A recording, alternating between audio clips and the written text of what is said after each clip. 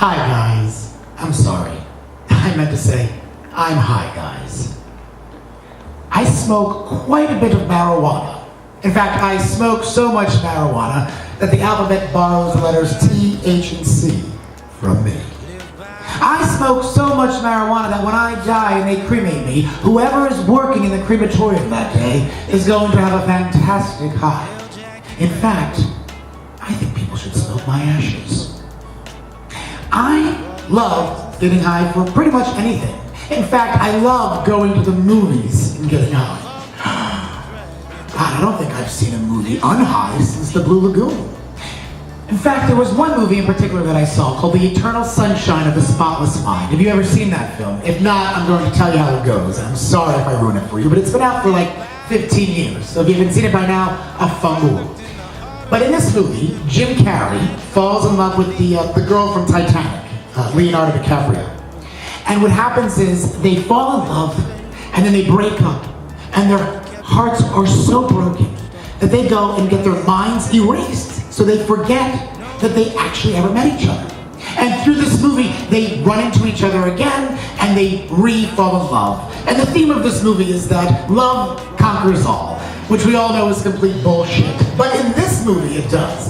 And I'm watching this film and I'm seeing the reconnection between the two actors and I'm thinking to myself, wait a minute, I know what they're going to say. I know the next line they're going to say, and then they would say it. And then I knew the next line after that, and they would say it. So I figured, I have seen this movie, and then somebody erased my mind, and I'm watching it again. Why would somebody do that?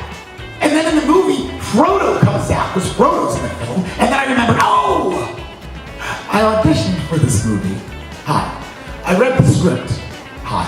And I saw the movie. Hi. So I thought my mind had been erased, when in reality, I was just high, seeing a movie that I auditioned for, in which I read the script. So it sort of made it fun.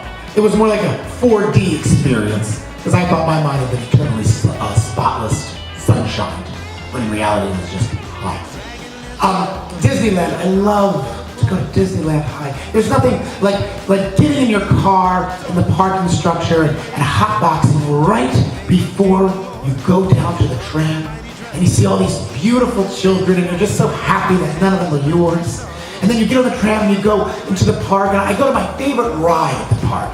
It's actually at the Disney California Adventure Park, or the DCA for those of us in the know. It's called Soaring Over California.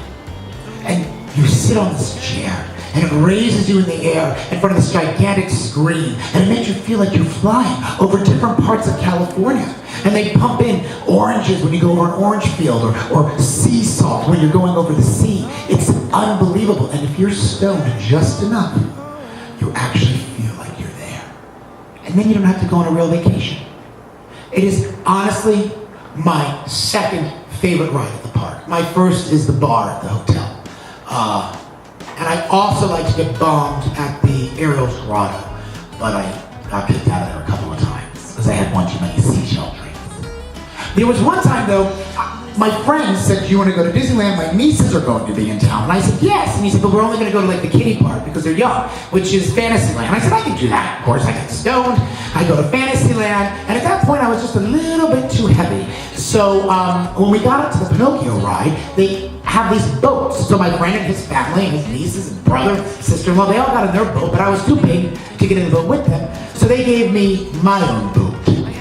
Now, in this ride, in Pinocchio ride, you are in a boat and each boat is in the room by itself. So I am stoned and I'm panicky because I'm in a boat by myself in a room with all of these little puppets and stuff coming at me like,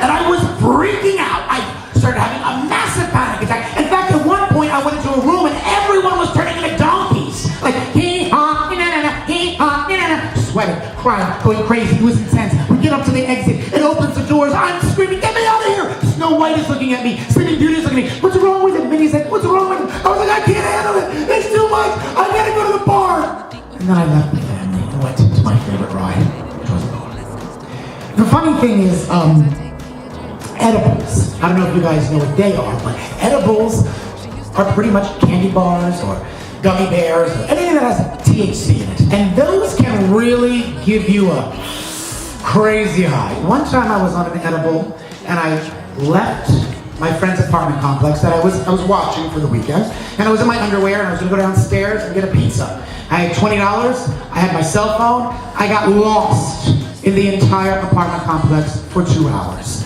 Walking around, I couldn't even find the elevator to get down. Every door looked exactly the same. I thought I was in some kind of evil Alice in Wonderland. And I was crying at one point. The elevator doors opened up and these girls came out of it from an evening of fun, and they saw me and I was like, I need help.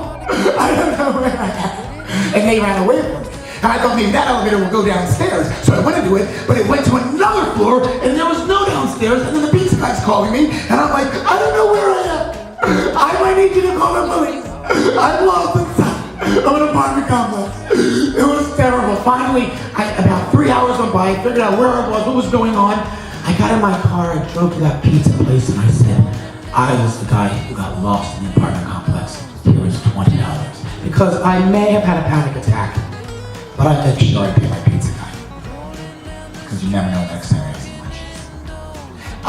Another thing I used to do, Stone, was entertain children at birthday parties. Because how else are you going to do that?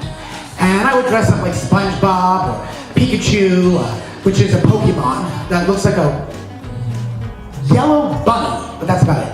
I couldn't do any of the superheroes because that time I was a little too fat. So I would always be like a Lala, which was like a Teletubby, or Elmo, big, red Muppet. And one time I was Darth Vader, and in a party in the hood. And the kids got a little concerned when I showed up and I took off my gloves to do the balloon animals, and I heard, Darth Vader white, Darth Vader white. I was pretty scared, almost as scared as the time I was a Dalmatian dog for a Filipino party and I thought they were gonna eat me. But there was this one time I was in my SpongeBob costume. Now, the SpongeBob costume was a gigantic sponge. And let me tell you something, never fart in a SpongeBob costume because it doesn't go anywhere, it just gets absorbed in the sponge and it just ruins the whole party for everyone, including you. But I was in the middle of doing my party, stoned, making everybody laugh, having a good time. Everyone's having a good time, yay, yay, yay. And then all of a sudden, this little 3-year-old bitch-ass cunt stops the party. And she's like, you're not the real SpongeBob, you're just some guy in a suit. And I was like, oh no. I stopped the party right there. I put my face right up to that mesh eyeball, and I looked at her right in the face and I said, let me ask you something. Who is the real SpongeBob? She goes, a cartoon? And I said, yeah. Now can a cartoon do magic tricks, paint your face, make you balloon animals, come to your house in Rancho fucking Cucamonga? And she was like, no. And I said, but I can. So let's just drop the who is the real SpongeBob shit right now, because I'm as real as it's gonna get. And we had a great party after that, because I talk to children like I talk to adults, like they're fucking idiots. And if it wasn't for weed, I'd probably be 6 feet under and somebody would be smoking my ashes. Ladies and gentlemen, I'm Michael Cornacchia. Have a joint tonight and make sure you celebrate the gloriousness that is the plant of herbal juiciness. I have no idea what that means because I'm high. Take care.